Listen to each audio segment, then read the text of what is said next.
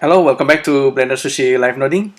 In this video, I'm going to slow down a little bit and then try to think of procedural modeling in terms of in comparing between Sverchok procedural modeling and the normal Blender environment, because probably many people still don't get it. I've been doing many live noding, but only recently I started to have a little bit better understanding of procedural modeling.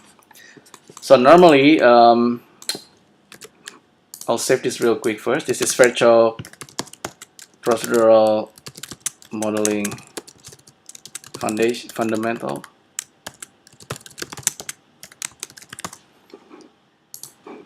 This could be basic, but many of you might find this useful. So normally in 3D, you have objects in the 3D scene, right?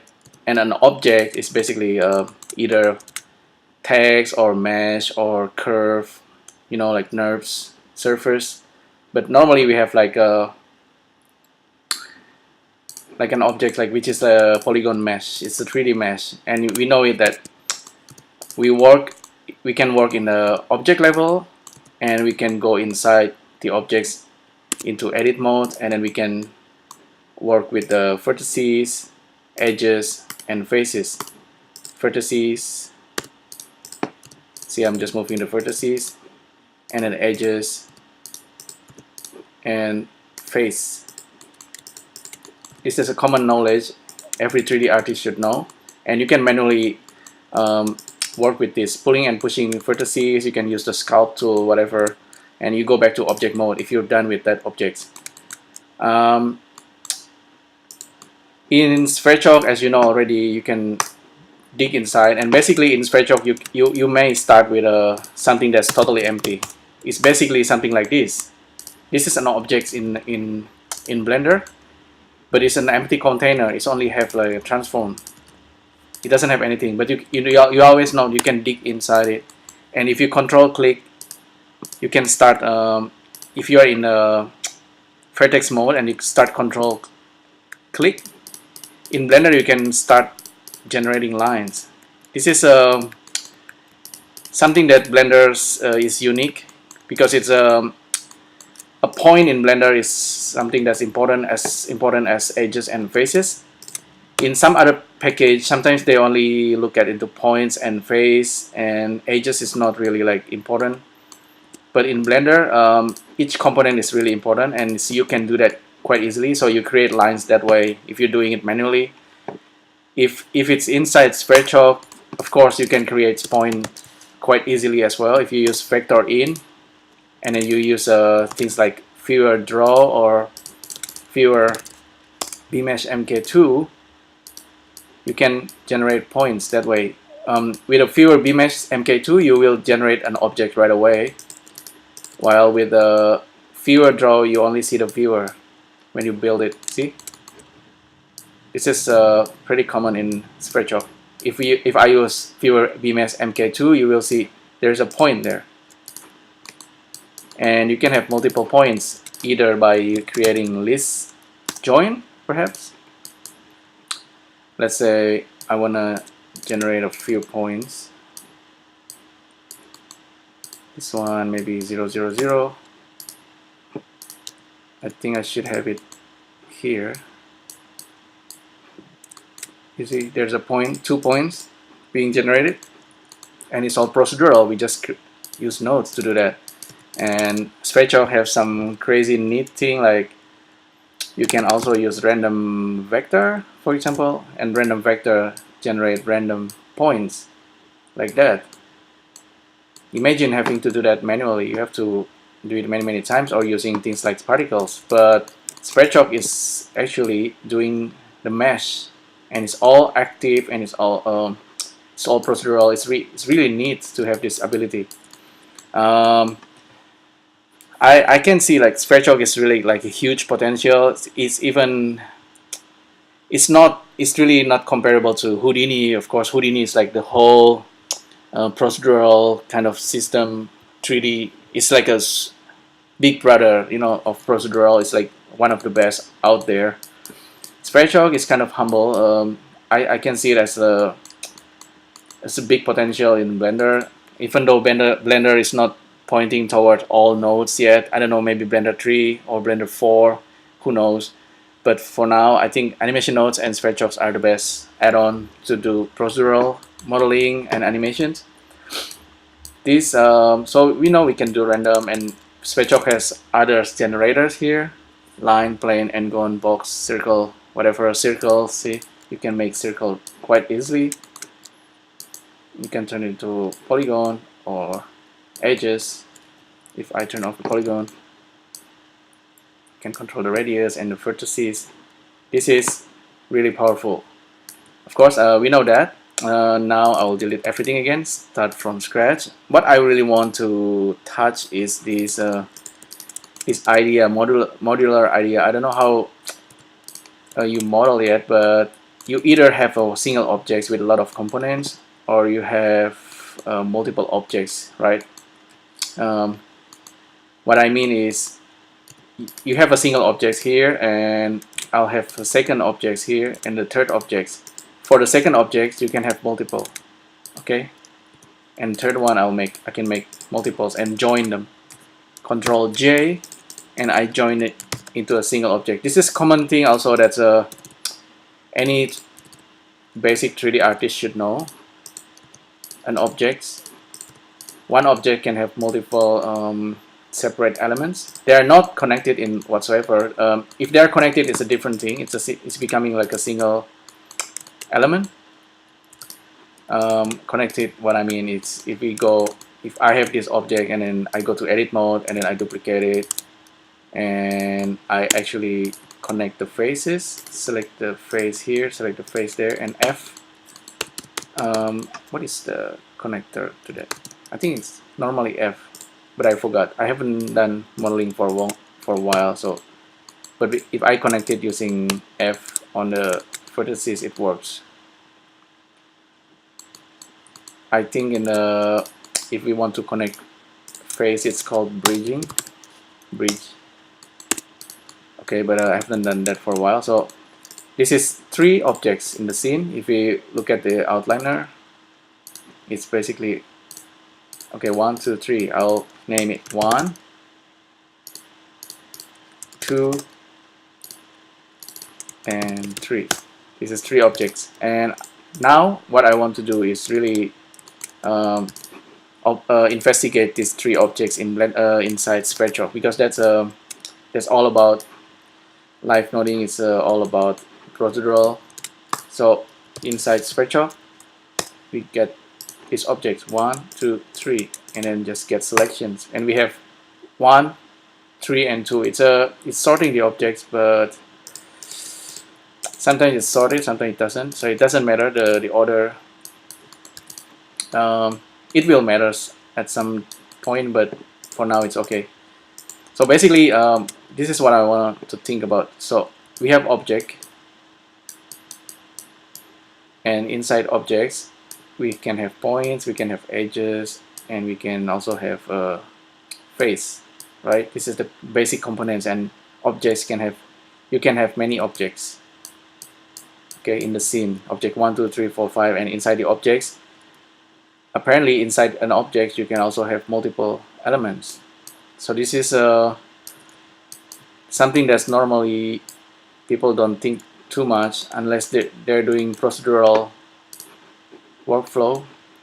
Then they start to think about all this. Imagine like a container. So a single object can have multiple element of objects underneath. Okay, and in Sverchok we will try to do that, although it's not too obvious, but you can actually separate 1, 2, 3.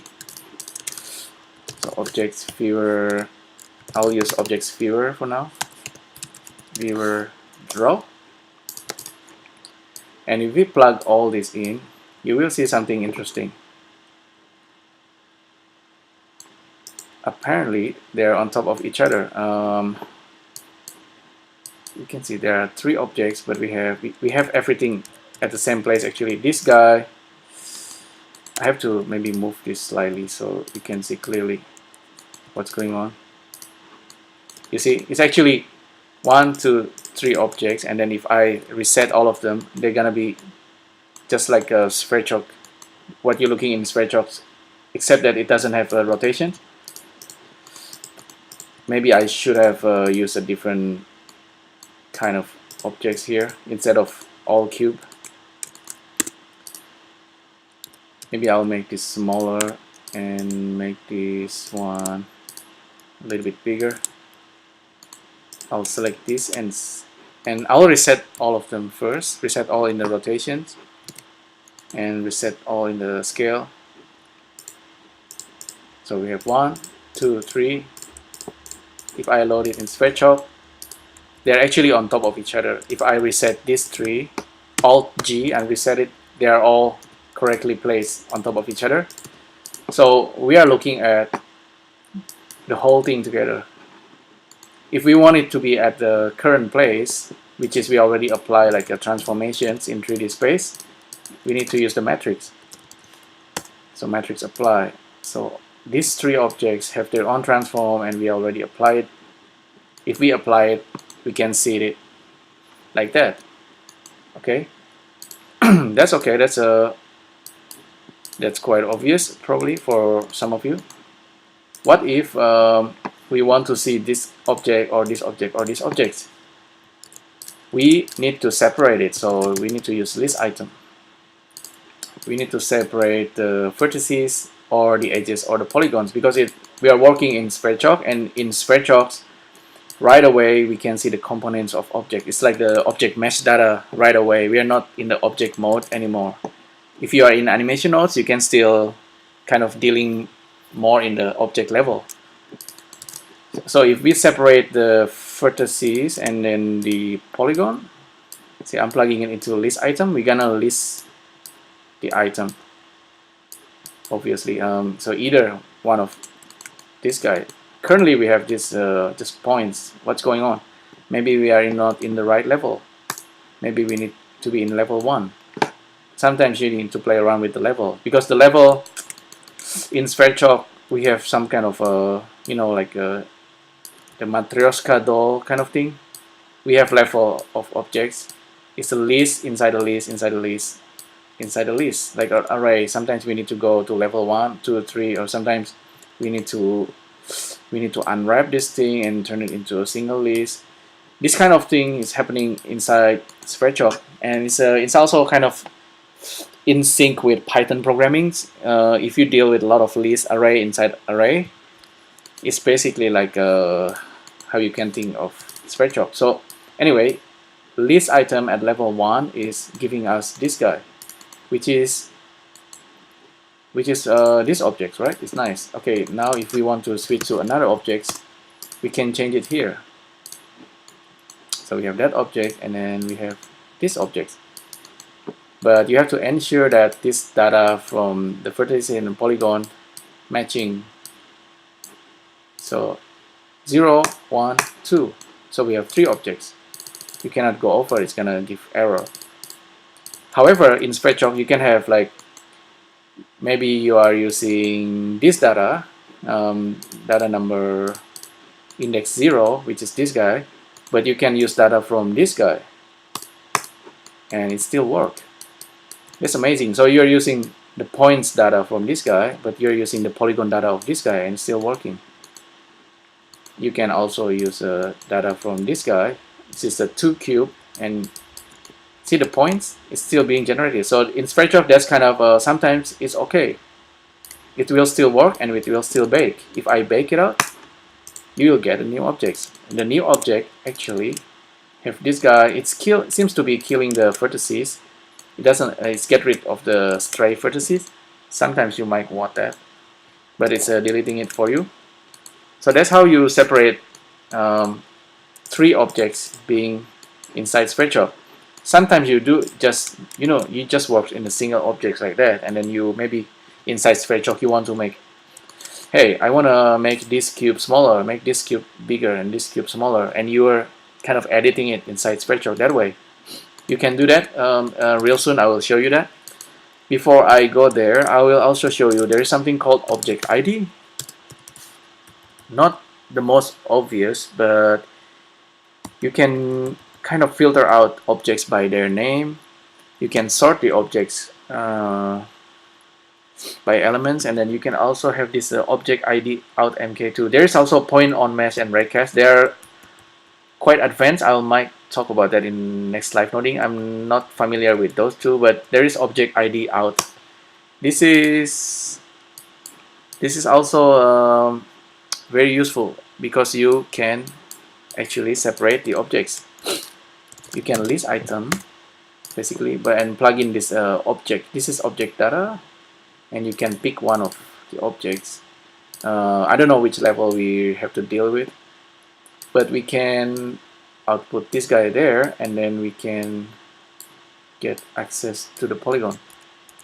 So obviously at the moment it's broken. We need to be at level 1. Yes, apparently we need to be at level 1, and then now we can have that kind of thing again. Like instead of separating the vertices and polygon, we can separate the objects at level 1, and we can select item 0, 1, or 2. Okay, it's yeah, it's working fine. Here we are actually working on these objects now. This is how we can work that way. If we have multiple selection, of course. If we have just a single selection, don't worry about all this.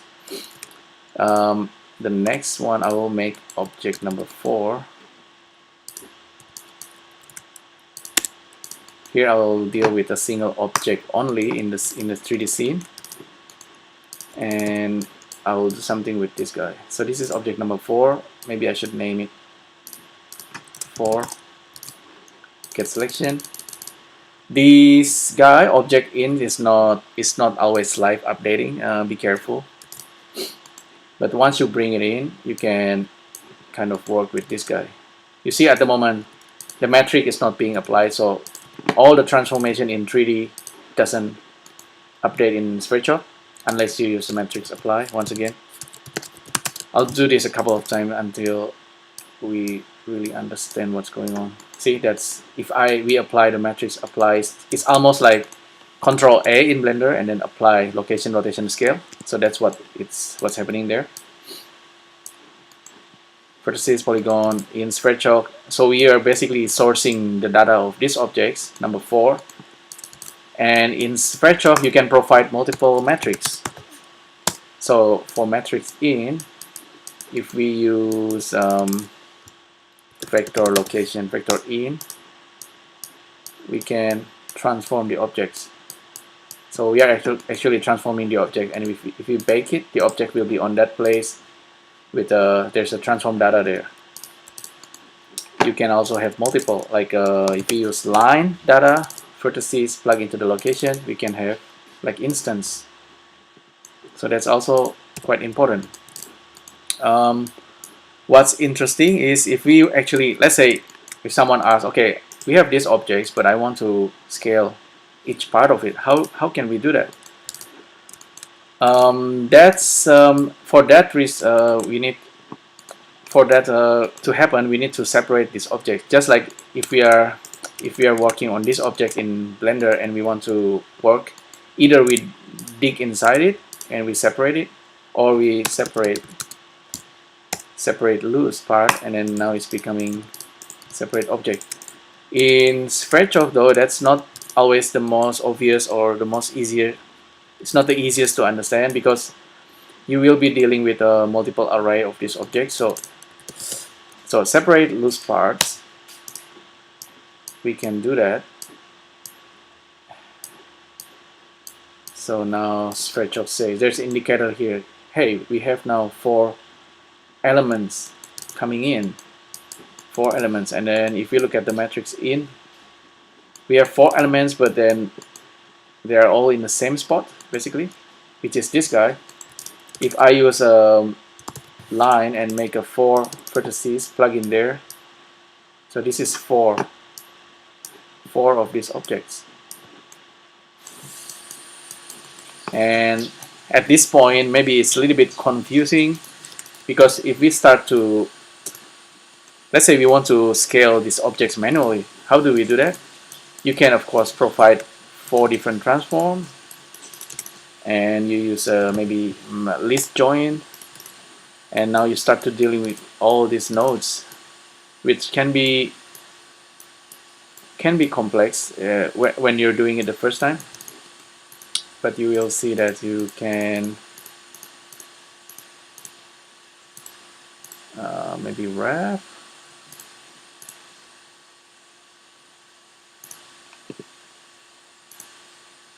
I think I was doing it the right thing just now. It's a let me try like a random value here. This is 0.3, this is 0.2, this is 0.1. Join list level 2. I think this might be the right one that we need. So we have one object at maybe 111. Let me zero out the transform. So we have 4 location data, and then we have this 1, 2, 3, 4 scale data. So I can scale one scale, I scale it high in Y, and the other one is scaled at Z. So this is basically these objects, but each one of them being scaled procedurally inside Sverchok. And we are using, this is the position value, we are using line, and with a step of 0, which means it's just 4 different points. And then we have this scaling, 4 different value for scaling. But of course in Sverchok you don't always need to do this. You don't need 4 different nodes. You can simply use random vector and give it a 4 count, and then plug that into the scale, and you get this randomness. See, it's quite easy in Sverchok to access that, even though not always too obvious. It takes some kind of understanding.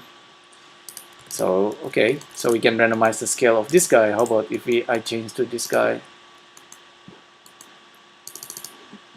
How come I have 4? Because you have to change the count. Now you have 3. So the count can have multiple. By increasing the count, we actually creating Sverchok does a clever thing underneath. It's actually duplicating the last data. So even though we have only 3, if you say, okay, make 100 of this, you have 100 objects being generated, when in fact you only need 3 and you want to randomize it like that way. Okay, that's obvious, and you're using the transform to do that. Although one thing to understand that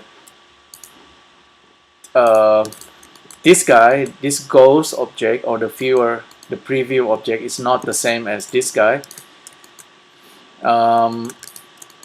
Like in Sverchok, if you have 1, 2, 3 and get the selections, and then here if we, so this is not, when things get a little bit more complicated.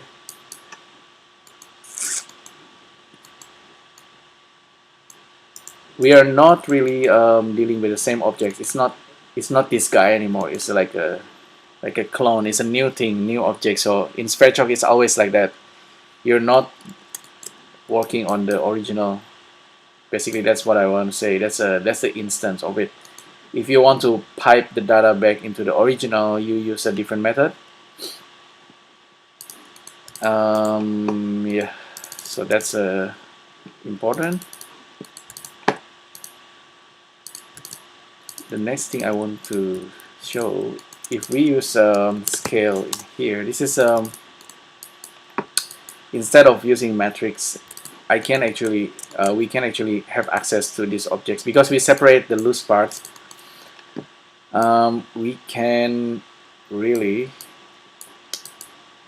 play with the scaling of each object as long we provide the correct pivot. So because we are dealing with the element which is part of the objects, we need to kind of start to think about the pivot of the objects. Where do you want this object to scale from? Because if you're just scaling it, okay, that's scaling it, but it's using, maybe it's using the objects before. That's more not what you want. But if you're using things like bounding box and start to specify the center, you can scale the objects from its center point. So that's probably what you want. And currently I'm scaling the objects from each of the center positions, which is okay. Let's say we have a text object, for example, and then text is of course a special object in Blender.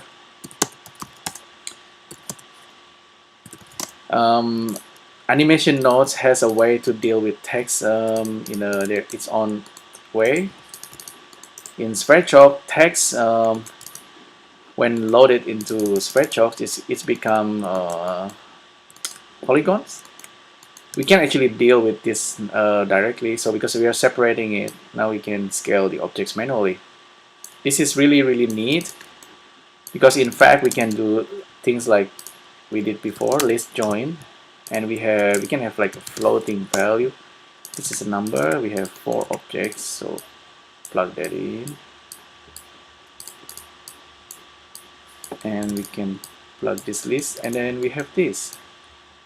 Now we can actually animate each of the element of the mesh that way, which is nice. So we don't need to have text. Back to these 4 guys. Let's reload it in Sverchok. We can scale it. Yeah, that's really handy. So we are not using the transform data. We are using this node.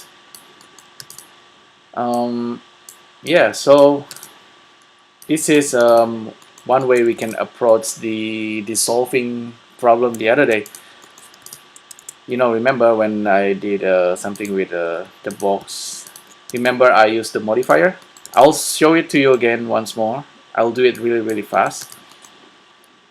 This Blender, and you can use a lot of modifier. You can have particles. We can have maybe 10 of these. And then we can piggyback all this modifier. The one I like to use, the explode modifier. Let me turn off the particle physics. With the explode modifier, what I like is, of course, because it's separating the objects like that. This is particle and explode modifier separating the objects like this. It's really neat. You can still go back to particles, and you can still randomize the particles positions, and you can increase the number of particles, and you have this more crazy result because of the explode modifier.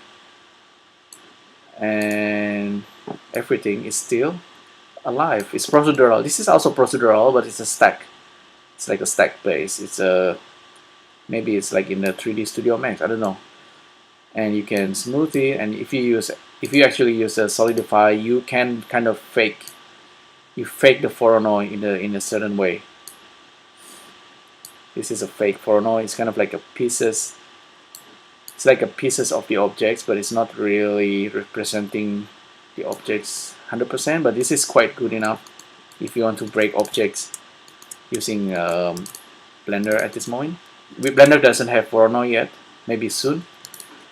And Sverchok maybe soon give you Voronoi node. I don't know. It's up to the developer.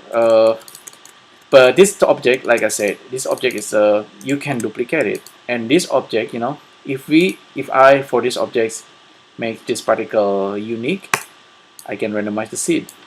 And same with this guy, I can make it unique and then make less number and have this more. You see, this is actually procedural as well. So we can make it more random or more grid-like. This is in fact really powerful, and you can use this together with Sverchok to do some neat kind of effects. 1 object, 2 objects, 3 objects, and they're each one of them different. If I go to full screen, you see this is also what I said. what I call this is procedural. This is that thing I wish that Sverchok can do. Maybe Sverchok can do it in a different way, but this is Blender modifier. And if you have this kind of object and then you say, okay, I just have this Blender and I have this modifier. What if I want to scale each of these parts separately? How can I do that? Maybe you can use joints. That's one of the options. Maybe you can use particles, because particles kind of related to these objects. And then, if I'm not wrong, with particles you can kind of separate objects from each part and then kind of controlling the size element of the objects connected to the particle size, and you can kind of work that way. But that's a little bit convoluted, and normally once you enter the particle zone, you need to understand particle really well. Particle field weight, or there is a particle, what is this, density, length, clumping, all this kind of thing that's given to you as a particle system. Sometimes that's not the most elegant way to work with. Sometimes I rather, let's say I have this object, I have 10 parts. If we actually work on this guy using Sverchok, that's gonna be kind of neat, because you can in fact, if I'm doing it correctly, perhaps you can scale these objects. Let's have a look. Okay, here's a gotcha. It's one thing. If you use modifier, if you have this and you source it in Sverchok, make sure you turn on post modifier. That way you can actually work. It's almost like you apply all this modifier, and in Sverchok you source it that way. That's kind of neat as well. Now we can control each one of the component of these objects. This is also fundamental. This is a basic thing, but I only found out about this just the other day. You see what I say? If we have like a lot of objects, Sverchok is kind enough to kind of fill the data for you, even though we didn't provide the right number of data.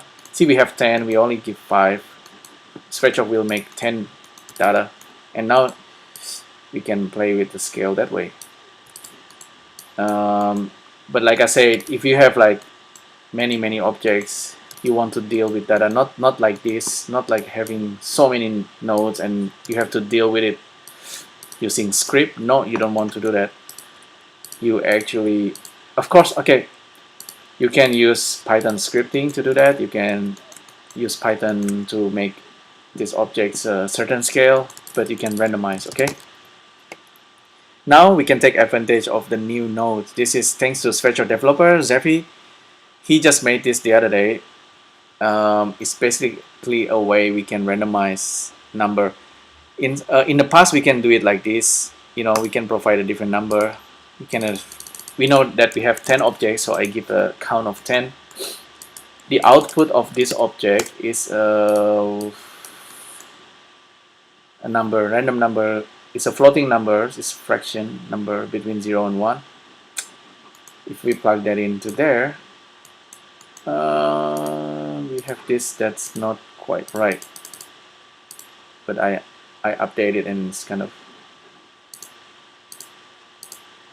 this is not right. I don't think this is right, but this is correct. It's a 0.0 something. Maybe I need to separate it somehow.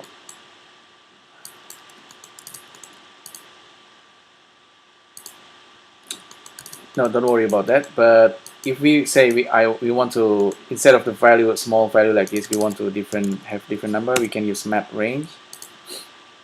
Alt, min, and max. Alt numbers is between 0 and 1. We want it maybe between 0.3 and 2. So we have this.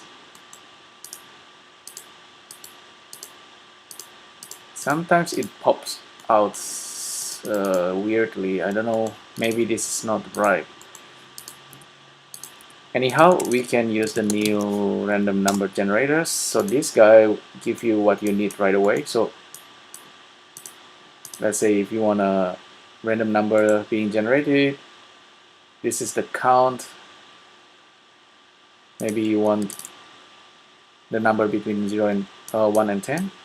You can have that 61448. This is random though, and we can just plug that in, and we have it. Big number. We just maybe want it between 0.2 and 3 and 4. You see now it's growing. The smallest one should be 0.1. It's actually not growing. Okay. Silly me. This is actually random.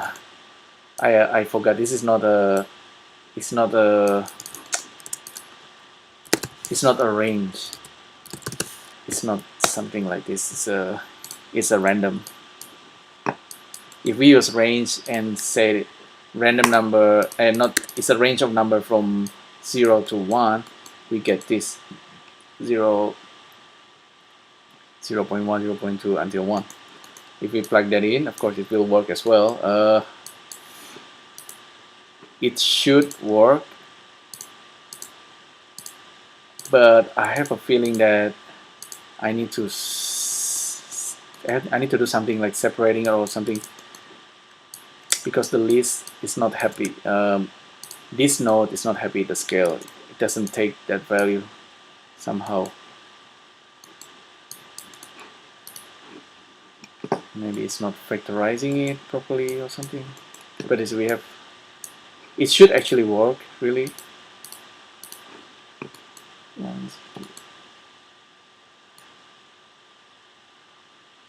It's maybe a bug. See, that should be the result we get. Maybe these nodes need to be updated, the scale or the range float. Maybe we need to slice it or list joins it. List join. Maybe we need to do that. I don't know. Mix that.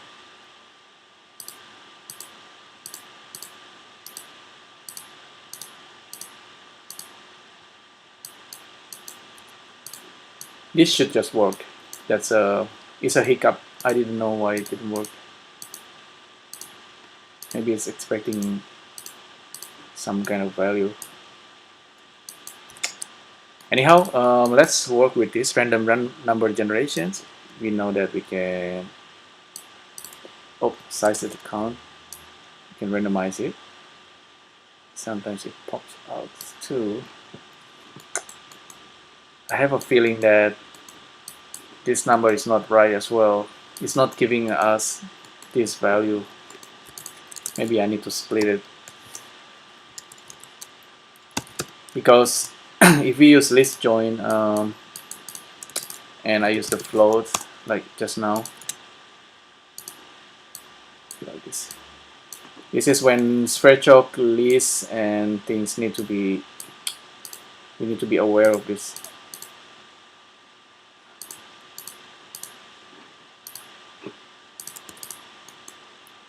So 0.2. Let's see. This is 0.3. Let me check this real quick. It seems to be correct. Stethoscope. Check in the stethoscope. Aha! So this is exactly what my point is. It's being wrapped. Sometimes you give data in Sverchok that looks like this. Sometimes Sverchok actually want the data to be more like this.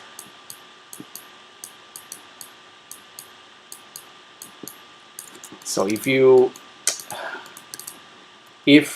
okay, this one seems to be working, right? I will join it. This is good. I'll cut it. If we want to put in here, we need something in a wrap like this. And normally data from this guy or from random range float is not wrapped. The data is more like this. If we use like a formula, you know, if we give it a data like 1, this is 1.2 and then 0.2. This is something that this node like, scale node. I can change this to 0.8 and you can see the result is correct. So we need to give the data that looks like this. How do we do that in using this guy? How do we wrap it? So let me try list join.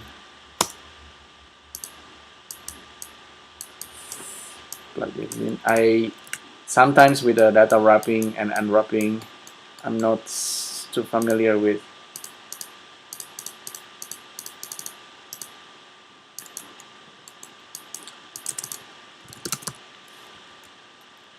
List slice, list split, maybe slicing.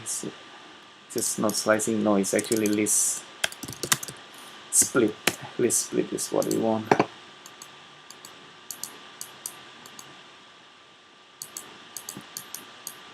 I'll use the stethoscope.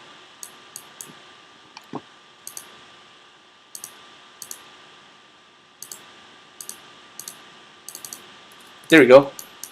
Level 1 unwrap. It's splitting the data now. It's the difference between the original and the result. This is the original, this is the result.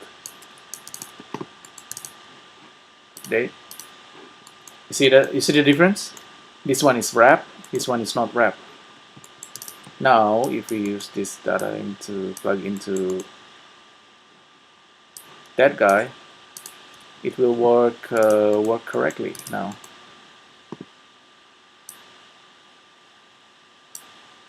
Size of 10, random value. Yeah, this is good. So that means if we have range float and if we use a list split here, we're gonna get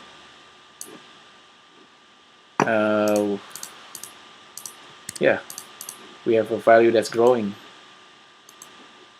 0 to 1.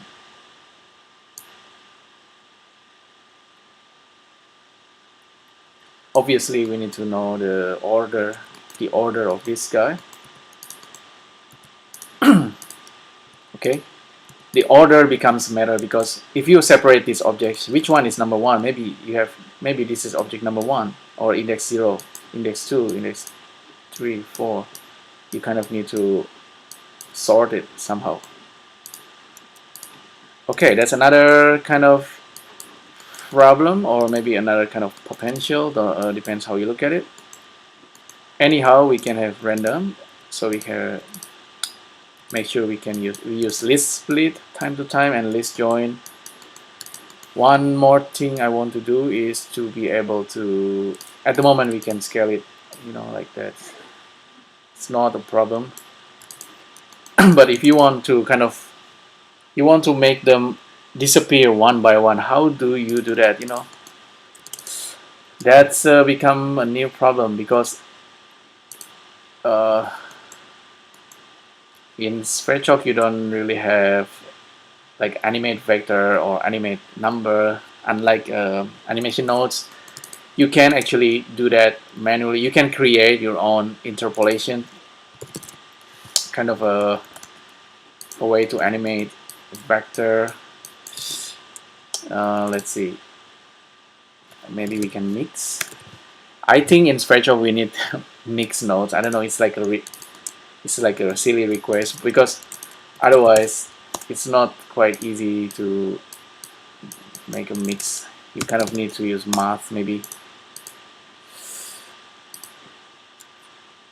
Maybe start from scale 1 and go to scale 0. Interpolating how? Math here. We know that because I'm using a frame number here, we know that frame number goes up. We can actually use like a map range maybe. This is a frame number going up. Maybe in 25 frames we want value to go from 1 to 0. We can do that, maybe 50 frames.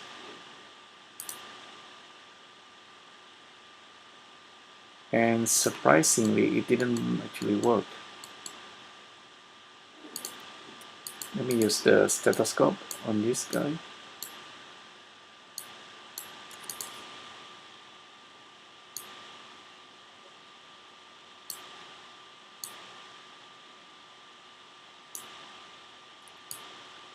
And Sverchok is slowing down considerably.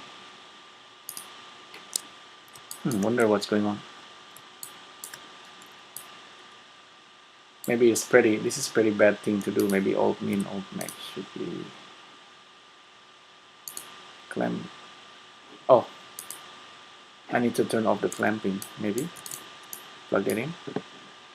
Now it's working. It's animating actually. But what if you want to stagger the effects? Scale down one by one. How do you do that? Maybe you can use random. This is where I'm this thing. And if you use math here, and you use a split, once again, this split and unwrap. Stethoscope. Let me double check the data once again. Yep, data is correct.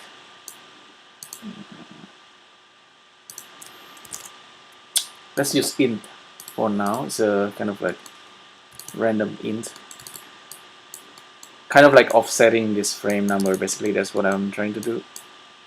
If we use a math here, plug this guy in, plug that guy in, plug this guy. We have a changing.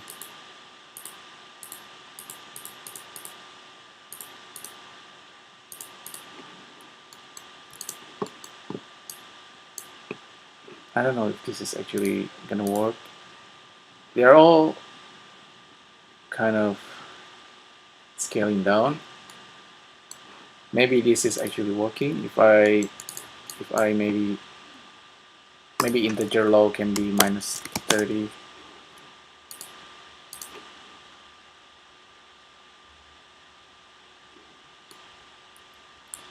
Yeah, they are kind of disappearing one by one.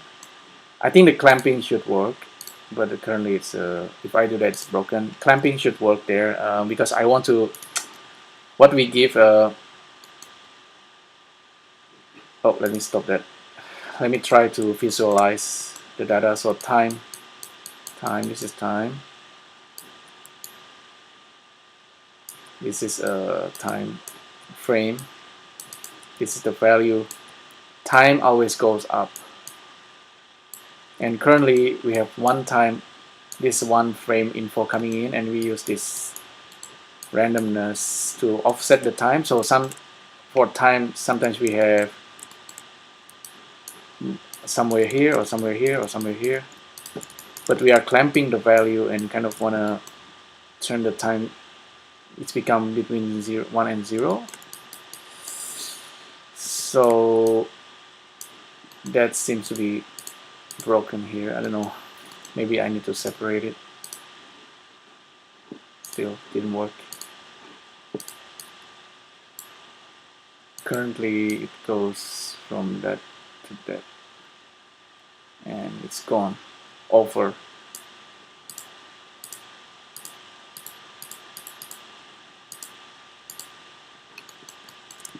Although it seems to be okay, it's clamping the top part. It's not clamping the bottom part.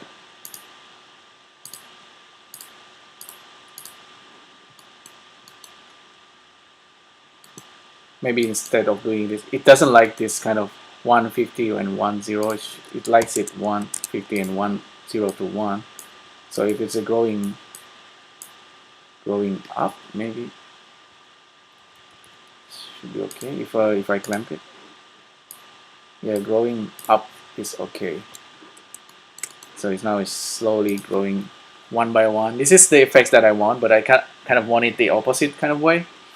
Maybe I can use minus and math there.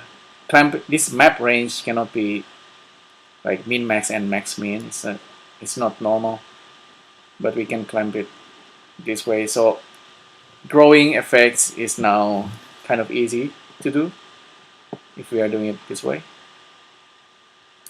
That's one thing you can approach. You can do this easily now. I'll demonstrate once again with the different torus.